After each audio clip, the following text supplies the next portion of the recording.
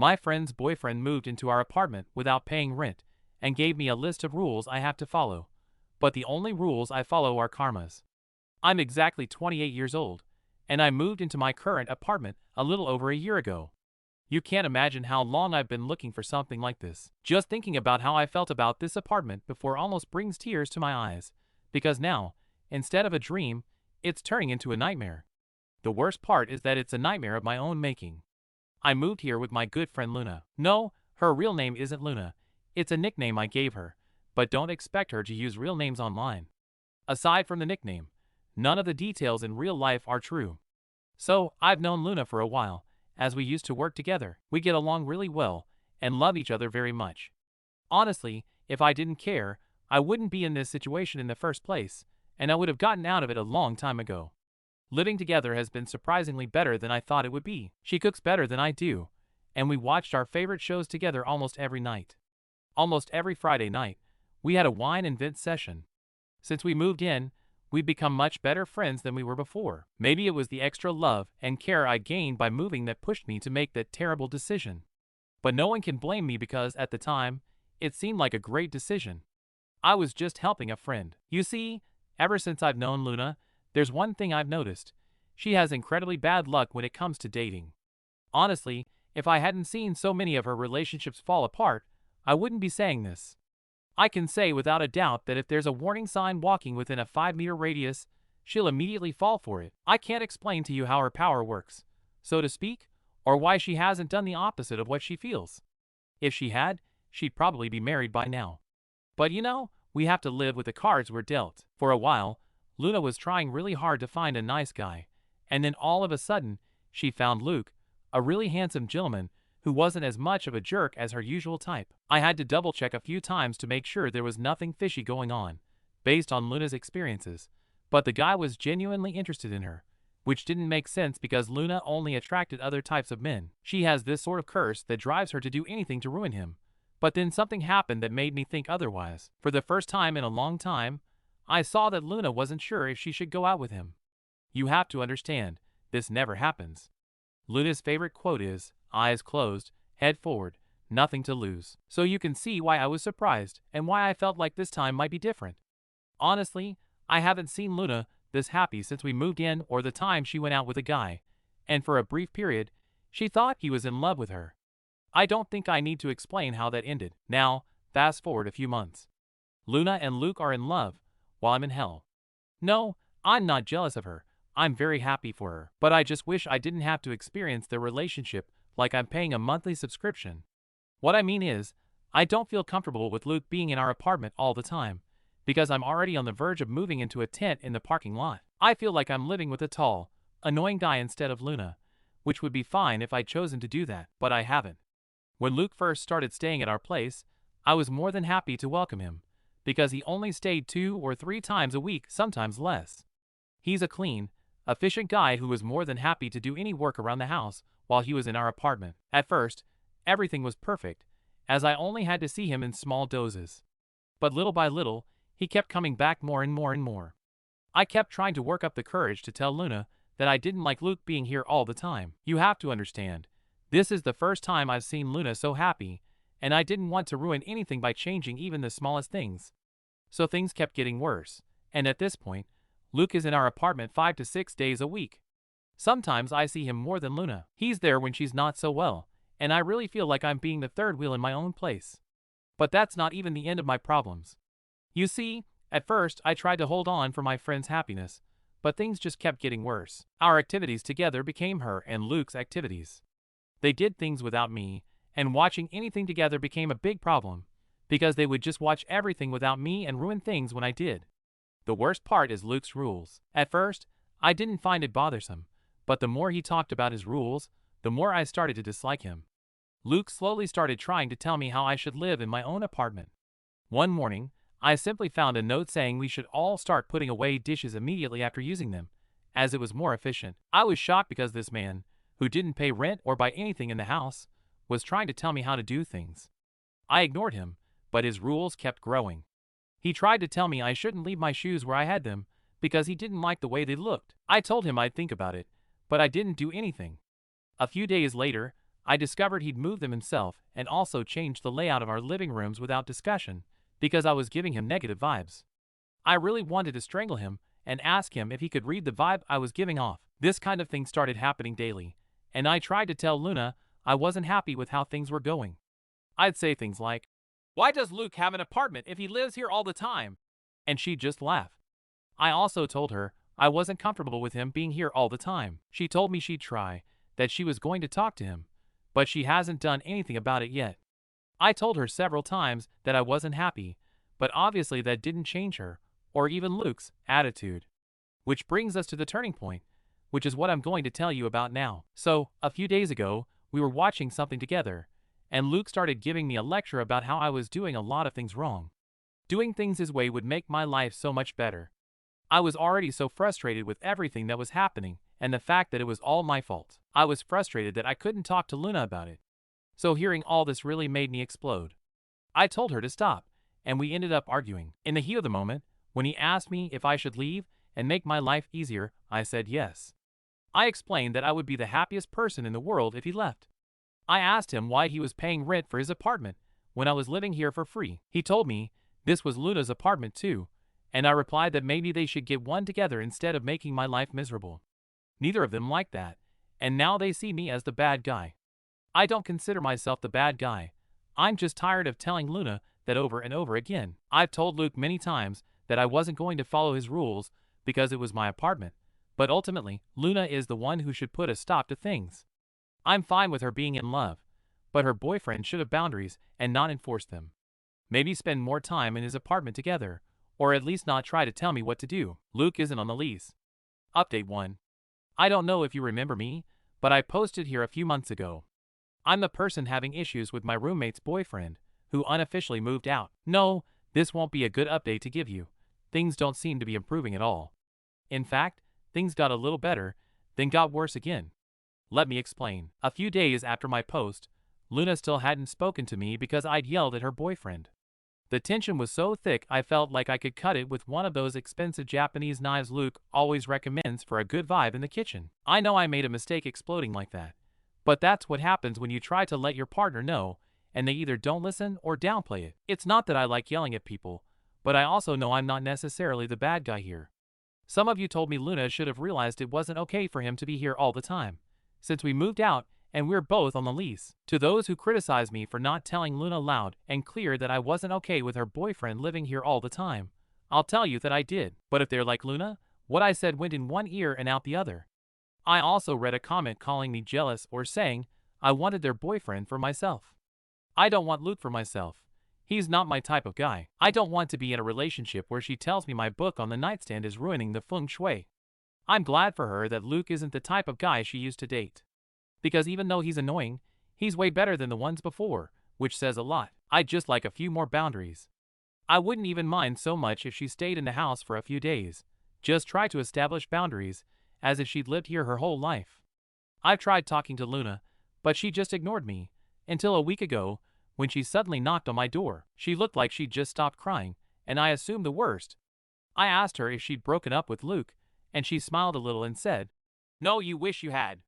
Then I smiled and told her I was about to buy some champagne, and she laughed. I asked her what had happened, and she told me that for the past few days, she and Luke had been fighting. It turns out that after realizing everything I was feeling, she thought about it, and felt really bad for not having realized it sooner. She told me she had no idea how selfish she was being, that she was only thinking about herself. In fact, she stood up for me and told Luke that they were both being too much and that it wasn't my fault at all. Well, Luke realized that she was going to refuse to admit that they had done anything wrong, so they've been arguing about it. She just refuses to put all the blame on me, but he eventually gave in. That made things much better between her and me. I hugged her, and we patched things up. Then she told me that Luke wanted to talk to me, to apologize, and to try to make things right with his girlfriend's friend because he really cared about Luna. So, the next day, Luke came and apologized. He told me he was being too annoying to me, and that I deserved a reprimand like I did the other day. After all these apologies and acknowledgments, I apologized for yelling at him, and things got better. He told me that if I could forget what happened lately, things would be better from now on. He told me that from now on I'd be a little more careful not to overstep my boundaries. You see, Like I told you, things were actually great for a few weeks, until they got worse than before. A few days ago, Luke told me he needed to talk to me. He told me his apartment was undergoing urgent renovations, and he needed to find a place to stay for more than a month. He told me he'd love to move in for a while, but he obviously wanted my permission because he didn't want to step on my toes. I thought about it for a moment because, well, while Luna looked at me with her puppy dog eyes. In the end, I said yes. They both jumped for joy, and we really had a fun night together. A week passed, and Luke started his demands again. The list is quite interesting, but one of the funniest things is that he cooks some of my favorite dishes. All because he doesn't like the smell in the apartment, and because he can't eat them because they don't agree with him. They're just tacos, but for him, they're a source of stress. Not only have I not stopped cooking them, but I've even made a special taco night because remembering them makes me hungry just to annoy him. I'm being petty, but I'm also not going to stand for him playing the sad puppy card and then reverting back to his old self. At this point, I've already spoken with Luna, and I've told him that either he goes or I do. I just informed him, and he has until tomorrow morning to give me his decision. I object, but he said he'd talk to him. In the meantime, I'm working on Plan B, which is to talk to the landlord and ask him to remove my name or Luna's from the lease. Update 2. It's good to have started early on my Plan B, talking to the landlord about changing things in the lease, because my friend wasn't willing to budge. And I'm not one of those people who cuts her off at the first offense from a friend, but I'm not going to wait forever either. So my advice is, always have a Plan B. But at the same time, this was happening. Other things were also happening.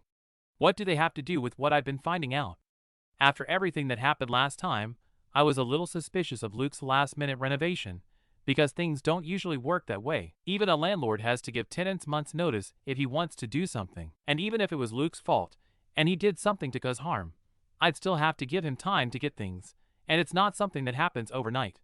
The landlord can't just order him to leave and do whatever he wants. I knew where he lived, so I asked around and managed to get in touch with his neighbors. It was really funny. The neighbors hated him, so we ended up making a good connection with the Luke-hating club. The neighbors told me there were no repairs going on, and that Luke was probably lying. In fact, Luke was actually moving out, as he'd almost emptied his apartment. This made me incredibly angry, because it meant Luke was not only lying to both of us, but also planning to stay in our apartment rent-free indefinitely. And if he wasn't lying to both of us, at least he was lying to me. Read on to find out the answer to that. After getting all the information, I was just looking for the right time to tell Luna alone. But since she was always around Luke, I had to wait until later that day. Yesterday, Luna was cooking alone, or so it seemed to me, so I approached, but suddenly, Luke appeared out of nowhere. He stood up, and it turned out he was there, just getting things out of the closet downstairs. I turned around, but I couldn't help but overhear what they were saying. Luna was asking Luke if there was any chance I'd figure out the whole apartment renovation thing. Luke said there was no way I'd dig that deep, and by the time this started looking suspicious, they'd already have done what they were planning to do. She said she felt a little bad for manipulating me these past few months, but when Luke asked her if she'd do it again for him, she just said cheerfully, always. Their plan is to kick me out and take the apartment, which is a stupid plan.